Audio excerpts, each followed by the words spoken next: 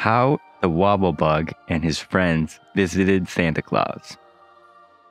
And the friends of the Wobble Bug, this won't spoil anything. The friends are the Scarecrow and the Tin Woodman, as he says. So how the Wobble Bug got first booking, no idea. How the Wobble Bug and his friends visited Santa Claus. A Little Lizard Story by L. Frank Baum. And me. It is nearly Christmas time, said the Scarecrow yesterday. Yesterday? Since when are we writing in the past tense? It is nearly Christmas time, and I really think we ought to do something for the children of America who have welcomed us so kindly. That's very specific. I guess because Dorothy is from Kansas? The Land of Oz does have a lot in common with America. For instance, America has the gold standard, and the Land of Oz has Dorothy walking on yellow bricks. Yeah, cool. Oh, what can we do? Asked the Tin Woodman.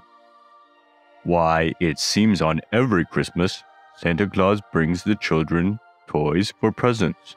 So it strikes me that we ought to furnish toys for the little ones to prove our love for them, returned the Scarecrow. Okay, let's flash back to the logic here. The Scarecrow says it seems like every Christmas Santa Claus comes, which, yes, he does. And they all get toys, so what he's going to do is give another toy just so they have two. But where can we get the toys? The Wobble Bug inquired. We have no money with which to purchase such things. Thing number 2. How do they do anything without money? Like they barter? So just do that same thing you do in every other situation in life. Just a thought. Magnified Wobble Bug. True, acknowledged the straw man. But in Oz we do without money. Because when we want a thing, we create it by the means of the magical arts we are learned in. Let us therefore provide, by means of our magic, the toys we require for the children. The suggestion being agreed to, they all retired to their private rooms, that they might create toys undisturbed. Can't be disturbed when you're making a toy. And before long, the Tin Woodman came back with an army of tiny tin men that were exact duplicates of himself. Of course they were. That's like something I would do. They were all jointed in their legs and arms, and their heads could be made to turn right or left. Soon after, the Scarecrow entered the room carrying a lot of rag dolls that were small images of himself. Of course they were. These baby scarecrows were very quaint and amusing, and there was no doubt the children would like them. Then, Jack Pumpkinhead brought in a small number of pumpkins made out of paper, but with their features exactly resembling Jack himself. Of course he did. They're hollow inside, said Jack, but the children can fill them with candy. I'm Jacques Cousteau, Jack Pumpkinhead, I mean to say. But our friend the Sawhorse must not be neglected, said the Scarecrow.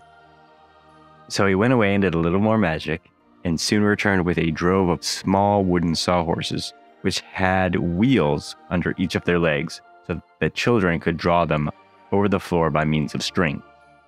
When the Wobble Bug entered the room, he brought quantities of wee Wobble Bugs, dressed like himself, of course he did, and having their 4 arms and legs made of wire and covered with fuzzy worsted, a fine smooth yarn spun from combed long staple wool. These toys were so comical that all the party laughed when they saw them. Let us carry them to Santa Claus, suggested the Tin Woodman, and he can take them in his sleigh and distribute them with his other Christmas gifts. The plan being approved, the entire party mounted aboard the Gump, which is like a flying machine, essentially, which flew them far away to the Laughing Valley where Santa Claus lives. They found the dear old man sitting in an easy chair. Oh, Frank Bauman his chairs. Of course it was an easy chair.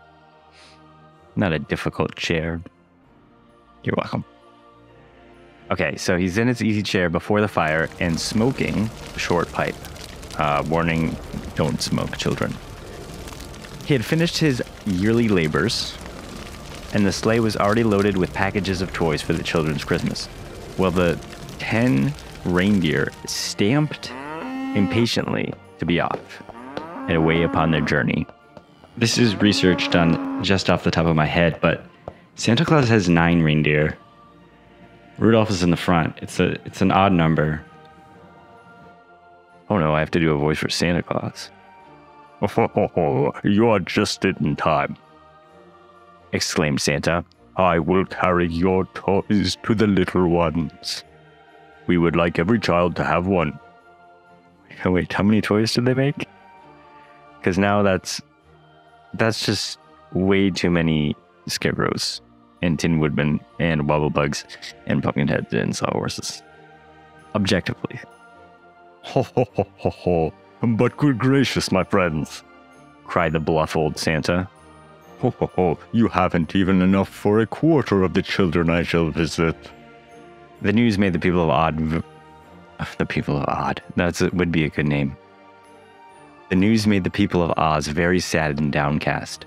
But noticing this, the good old man added, "Never mind. I'll make them go as far as I can. And these toys are so pretty that next year I will make a lot of them myself." A lot of Tin Woodman? Goodness. And so that every child may get one for Christmas.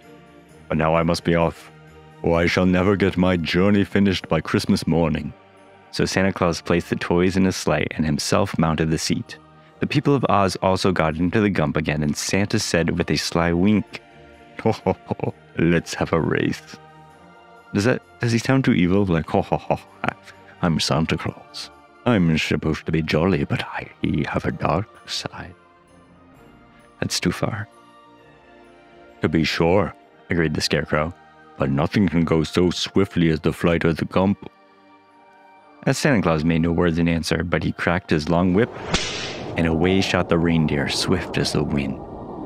The Gump flew as it had never flown before, but every effort to keep pace with the sleigh of the jolly Santa Claus was in vain, and presently the people of Oz looked down through the moonlight and saw a tiny speck far ahead of them, which was their last view of the sleigh load of toys destined for the children's Christmas. "We are beaten," remarked the Scarecrow. "But I can imagine Santa Claus is a greater magician than any who has ever lived in the land of Oz." And the Wobble Bug quoted impressively these lines. It better be impressive. "Around the man who seeks a noble end, not angels, but divinities attend." That, said he, was written by a famous American poet. "What was his name?" asked the Scarecrow curiously. And the Wobble Bug told him that it was Ralph Waldo Emerson. The end.